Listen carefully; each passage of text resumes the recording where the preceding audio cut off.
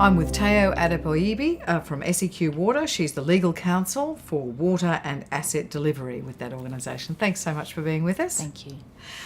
Let's talk about water. Engineers, people in the field, inevitably a male-dominated industry. Does that about describe Seqwater?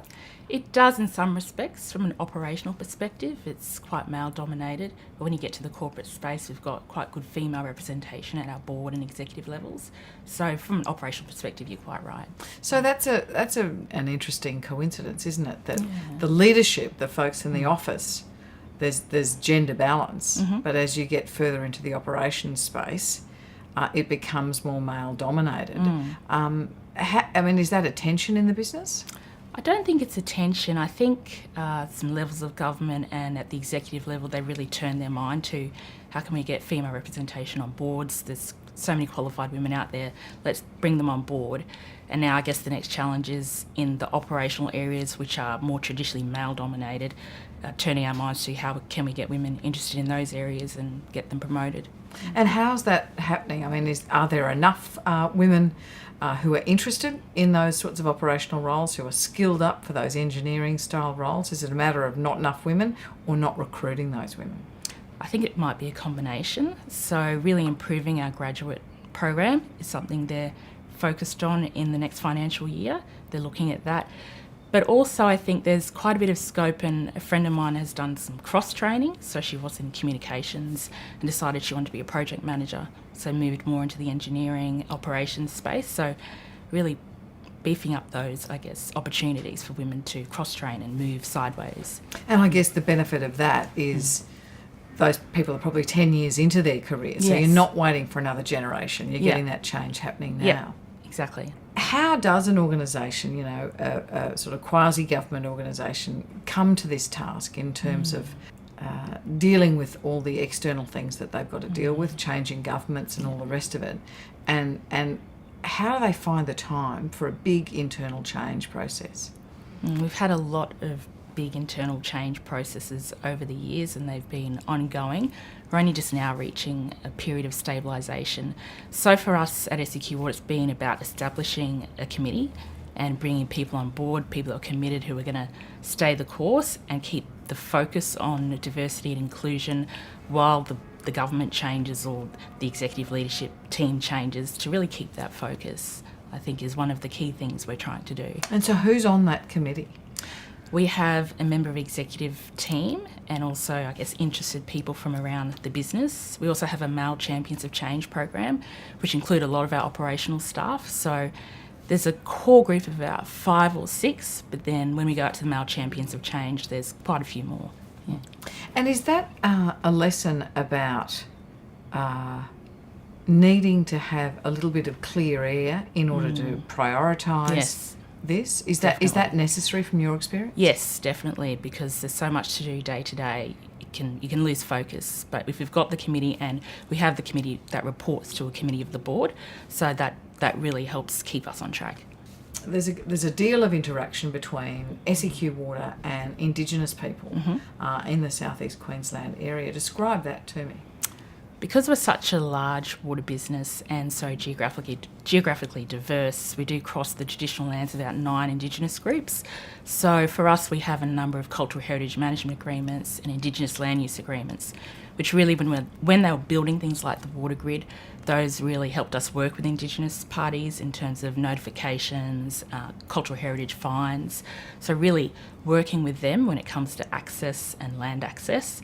And also when it comes to education, we deal a lot with Indigenous groups in our areas. We have a big focus on education. So when we have school groups come in, we do teach them about the history of the water catchments that we have, and the Indigenous perspective and the history there is really important, and we try to pass that on. And how can you leverage that as you try to get a more diverse and inclusive workforce? Can you leverage those relationships to try and recruit from those Indigenous communities? I think so. We're probably not at that stage yet. We're more at the stage where what we do really well is we collaborate and have partnerships with Indigenous groups. So, for example, at North Stradbroke Island, we really work with the Quandamooka people who help us with fire management services, and that's really important, particularly in the summer months. So I guess the next challenge for Seqwater is bringing those sort of community engagements and partnerships that we have, bringing that in-house. That would be the next stage, I think. And would that mean that you'd start to employ those people to say that function is critical to what we do? Yep. It's a specific service that you can provide to us because of your connection with that country. Yep. And let's work on that. Yeah, that would be one way. I said at the moment it's more we provide financial backing for those groups, but if they're critical services, I can't see why they're not part of Seqwater. When you think about trying to transform the culture of an organisation, rather than just bring more diverse people and women into a pretty male-dominated organisation, how does that collaboration with Indigenous communities start to change Seqwater? I think at Seqwater it would probably start, though we do a lot of work at the grassroots, I think more effective change would come from top down. So that would give more of a strategic focus. If you have the board and executive leadership team really committed to that, then I think you'll see those changes happen a lot more quickly. And that's what we've had so many changes at the executive level, and that's certainly been my experience, is when the executive level say this is so, then that pretty much rolls out throughout the business. Are people believing that it's real? When you've had a lot of change in an organisation, sometimes people say, I'll just sit out this change. Yeah. They're not serious. Something will happen. The government will change and this will all go away. Yeah. People are a little cynical in the water industry, but I think that's passing now. So people are excited and looking forward to change. I mean, we have a program at the moment with the repatriation of artefacts that people are really excited about, where when we were building things like the water grid, we did find cultural heritage artefacts, and we've been holding on to them. And now it's time, I guess, to return those to their traditional owners, and there's going to be a ceremony. So there's things like that people are excited about, and there's a lot more opportunities for things like that to happen.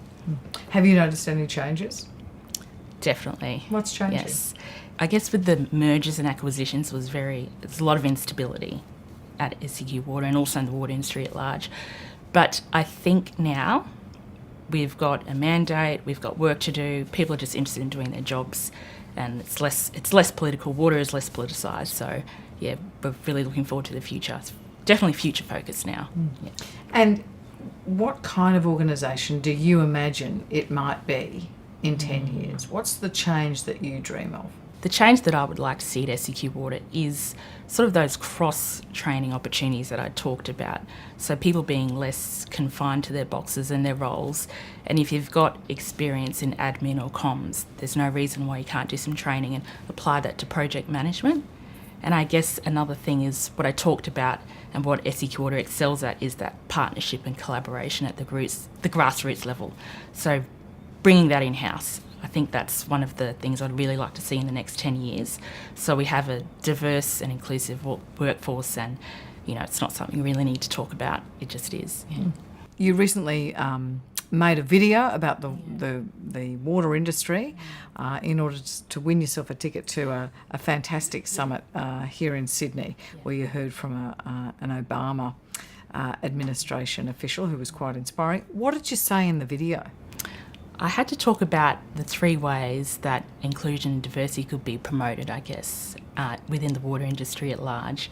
And the things I talked about were, and one of the key ones I remember was talking about at board level. I said in the water industry there can be a bit of a culture of people rotating amongst boards, and I thought to really diversify and bring that top-down approach to a lot of the organisations we have, we need to look further to recruit our executive team members, because there are a lot of people with 10, 15 years experience that might get overlooked frequently, even they could perfectly do the job of a board member, but they're not considered because they're not in the board circuit.